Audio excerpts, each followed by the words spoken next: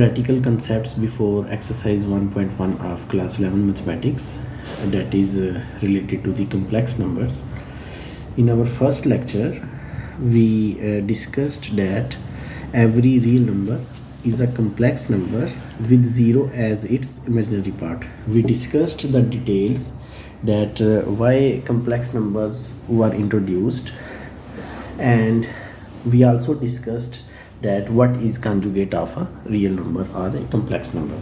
So it was implied that every real number is self conjugate. So today we are going to extend the topic that is related to operations on complex numbers. This is also called algebra of complex numbers. This is algebra of complex numbers. So this is pretty easy topic.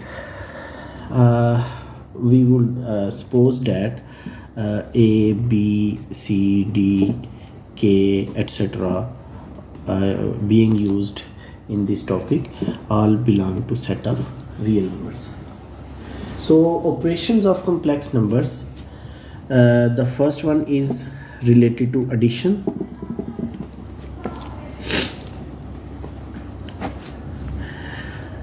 If there is a complex number a plus iota b and you are going to add another complex number that is c plus iota d, then in first step we remove the brackets c plus iota d, and then the real parts and then the imaginary parts are added. So this is the addition of complex number. Secondly, we will discuss the scalar multiplication. Scalar multiplication. Let there is a real number k and we want to multiply this real number k with a complex number a plus iota b, then each component of the complex number will be multiplied with the scalar k, a plus iota k b. The third one is subtraction.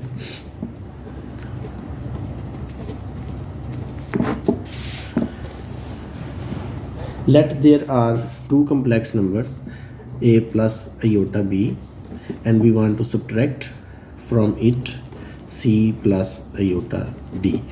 Then in the first step we will remove the brackets a plus iota b minus c minus iota d, and after that the real parts will be combined a minus c plus iota b minus d. This will be the resultant subtraction of two complex numbers. The fourth and the last one will be related to multiplication. For example, there are two complex numbers a plus iota b and we want to multiply with another complex number c plus iota d. Then the next step will be ac plus ad iota plus iota bc plus iota square bd. ac plus iota will be common from these two terms, bc plus ad minus bd, since iota square is equal to minus 1. So ac minus bd plus iota into ad plus bc, this will be the resultant of the multiplication of two complex numbers.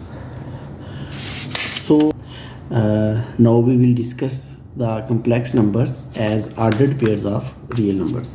So if there are two real numbers a b and cd, two real numbers a b and cd represented as ordered pairs of real numbers will be equal if and only if A is equal to C and B is equal to D.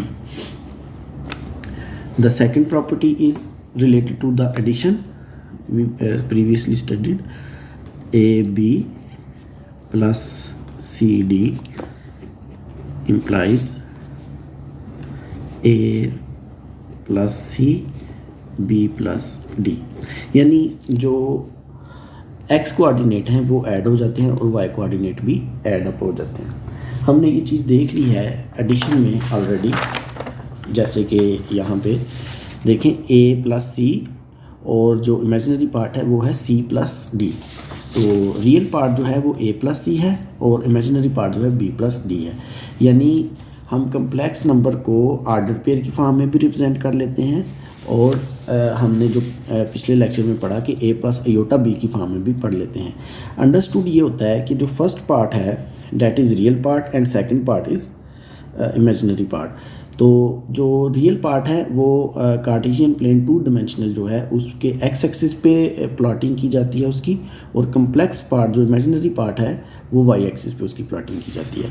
तो interchangeably use हो सकते हैं ये addition, जिस तरह हमने complex numbers की form में पढ़ी और अब हम उसको आर्डर पेयर की फॉर्म में देख रहे हैं जस्ट। इसी तरह हम नेक्स्ट अगर हम देखें कि इसकी जो सब्ट्रैक्शन है, सब्ट्रैक्शन में हमने क्या किया था, A iota B minus C D, ये किसके इक्वल होगा, ए माइनस सी और बी माइनस डी। इस चीज़ को हमने आर्डर पेयर की फॉर्म में लिख लिया। इसी तरह अब हम जो रियल नंबर है उसकी मल्टीप्लिकेशन को वैसे ही डिस्कस करते हैं जैसे पहले होता है, लेकिन स्केलर मल्टीप्लिकेशन तो वैसे ही समझी जाएगी। यानी कि ए प्लस आयोटा बी अगर है, हम इसको फोर्थ वन स्केलर मल्टीप्लिकेशन कहते हैं अगर, तो ए बी अगर हम इसको कहते हैं तो ये इक्वल होगा के बी और के ए और के बी के तौर पे। और आखिरी जो प्रॉपर्टी हमने पढ़ी मल्टीप्लिकेशन से रिलेटेड, तो हमने देखा ए प्लस आयोटा बी, इसको हम लिखते हैं ए बी एक कम्प्लेक्स नंबर है जो कि आर्डर पेयर की फॉर्म में है। इसी तरह सी डी, इन दोनों को जब हम मल्टीप्लाई करते हैं तो ये किसके बराबर आएगा, जो एक्स कोऑर्डिनेट है A C minus B D होगा, और जो इमेजिनरी पार्ट और या वाई कोऑर्डिनेट जो है A D plus B C हो जाएगा। ठीक है जी, यानी ये जो प्रॉपर्टीज़ हमने पढ़ी हैं उसको हमने आर्डर पेयर की फॉर्म में भी डिस्कस कर लिया है। ये बहुत ही सिंपल टॉपिक है। बिस्मिल्लाहिर्रहमानिर्रहीम। डियर स्टूडेंट्स, अब हम properties of fundamental operations on complex numbers को डिस्कस करते हैं। ये हमारे पास 5 प्रॉपर्टीज़ हैं। जो सबसे पहले है वो है जी हमारे पास एडिटिव आइडेंटिटी की। एडिटिव आइडेंटिटी एक ऐसा नंबर होता है जो किसी भी सिस्टम में ऐड किया जाए किसी भी नंबर में तो उसकी आइडेंटिटी को बरकरार रखता है। तो क्लियरली हमारे पास कम्प्लेक्स नंबर में जो 0 0 है ये एडिटिव आइडेंटिटी है। एडिटिव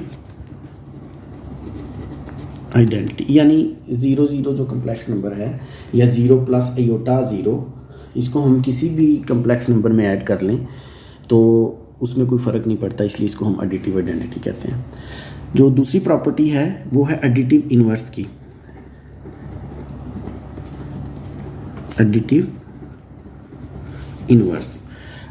इन्वर्स एक ऐसा, फॉर एग्ज़ाम्पल एक अगर ए बी एक हमारे पास कम्प्लेक्स नंबर है, आर्डर पेयर की फॉर्म में है, अगर हम इसमें ऐड कर लेते हैं माइनस ए माइनस बी तो हमारे पास आ जाएगा 0 0, यानी एडिटिव आइडेंटिटी जो अब आएगा। इसलिए हम for every complex number A B minus A minus B is called additive inverse. Additive inverse वो नंबर होता है जो किसी कम्प्लेक्स नंबर में ऐड हो जाए, या अगर रियल सिस्टम में है तो रियल सिस्टम में ऐड हो जाए, और तो एडिटिव आइडेंटिटी जो अब आ जाए।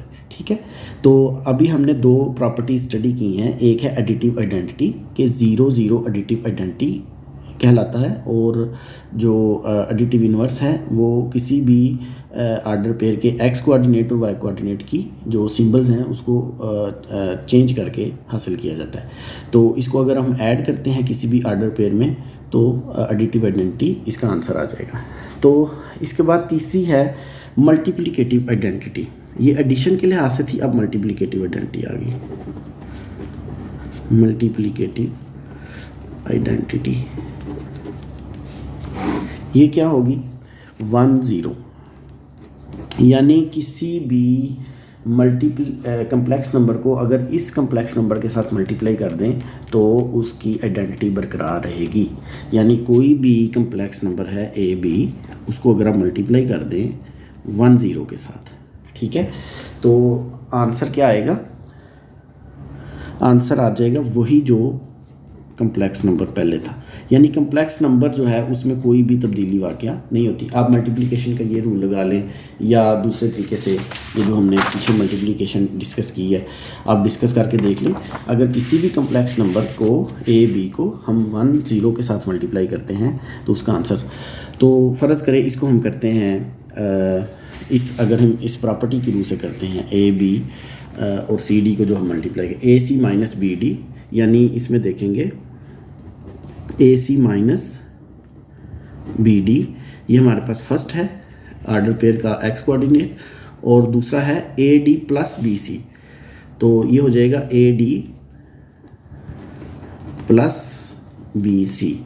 तो ये हमारे पास आर्डर पेयर की फॉर्म में मल्टीप्लिकेशन आएगी। तो आप देखें कि ये ए माइनस 0 हो जाएगा और ये 0 प्लस बी हो जाएगा, तो ये हमारे पास आंसर आ जाता है। यानी किसी भी कम्प्लेक्स नंबर ए बी को अगर हम 1 0 आर्डर पेयर यानी 1 + 0 यूटा के साथ मल्टीप्लाई करते हैं तो आंसर में कोई फ़र्क नहीं आता। इसलिए इसको हम 1 0 को हम मल्टीप्लिकेटिव आइडेंटिटी कहते हैं, या हम 1 + 0 यूटा को मल्टीप्लिकेटिव आइडेंटिटी कहते हैं। और जो फोर्थ है उसको थोड़ा सा मल्टीप्लिकेटिव इन्वर्स की प्रॉपर्टी है, वो मैं नेक्स्ट पेज में करता हूँ। पहले हम कर लेते हैं कि कोई भी अगर कम्प्लेक्स नंबर हैं सी डी प्लस माइनस है, फ़र्ज़ करें ई एफ एक कम्प्लेक्स नंबर है और ये मल्टीप्लाई हो रहा है एक कम्प्लेक्स नंबर के साथ ए बी, जिसको हम डिस्ट्रीब्यूटिव प्रॉपर्टी कह देंगे, तो ये इक्वल हो जाएगा A B C D plus minus A B E F के। तो ये हमारे पास कम्प्लेक्स नंबर आ जाएगा जो भी है। तो इसमें हम 2 कम्प्लेक्स नंबर ऐड होके आंसर आ जाएगा। ठीक हो गया जी, ये ब्रैकेट नहीं यूज़ होगी इसमें।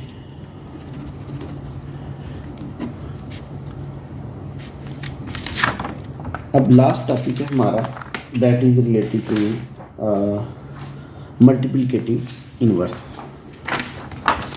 देखें, लेट ए बी हमारे पास एक कम्प्लेक्स नंबर है जो कि आर्डर पेयर की फॉर्म में है, तो इसका मल्टीप्लिकेटिव इन्वर्स क्या होगा? मल्टीप्लिकेटिव इन्वर्स एक ऐसा नंबर होता है जिसके साथ इसको मल्टीप्लाई करें तो आंसर मल्टीप्लिकेटिव आइडेंटिटी आ जाता है। यानी इसका आंसर है A over A square plus B square और minus B A square plus B square, such that इन दोनों को मल्टीप्लाई करें तो जवाब जो है 1 0 आ जाए। तो हम इसको अब मल्टीप्लाई करके देखते हैं। This is called multiplicative inverse. तो मल्टीप्लिकेटिव इन्वर्स किसी कम्प्लेक्स नंबर का ए बी का क्या होता है, जो उसका एक्स कोऑर्डिनेट है वो ए over A square plus B square है और जो वाई कोऑर्डिनेट है minus B over A square plus B square है। हम कैसे इसको फाइंड आउट करते हैं? इन दोनों को हम मल्टीप्लाई करके देख लेते हैं कैसे होगा। ये हमारे पास फार्मूला है, ए बी सी डी को कैसे मल्टीप्लाई किया जा रहा है, A C minus B D. First part क्या होगा? A C means A C minus B D, यानी बी और ये डी आ गया आपका। ठीक है जी, कामा। दूसरे में क्या होगा? A D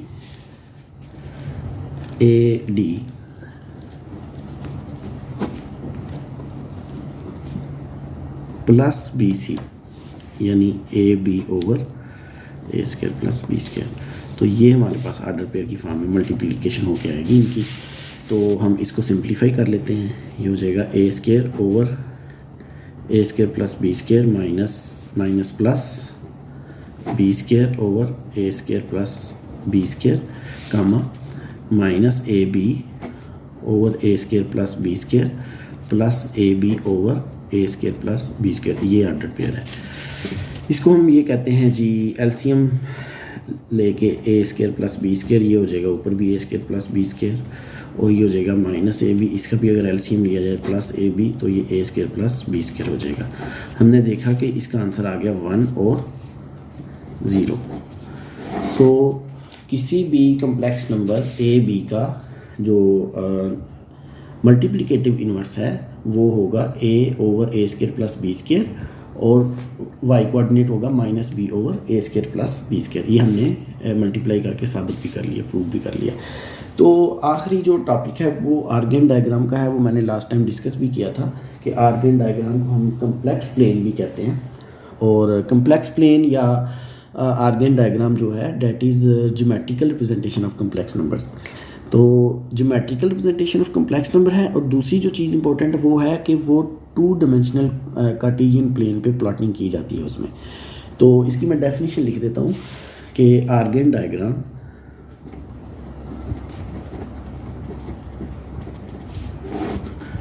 R complex plane.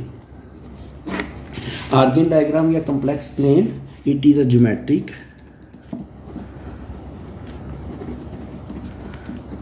representation of complex numbers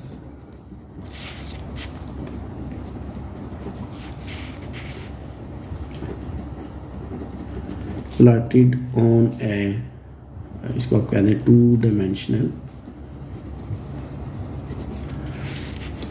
Cartesian plane.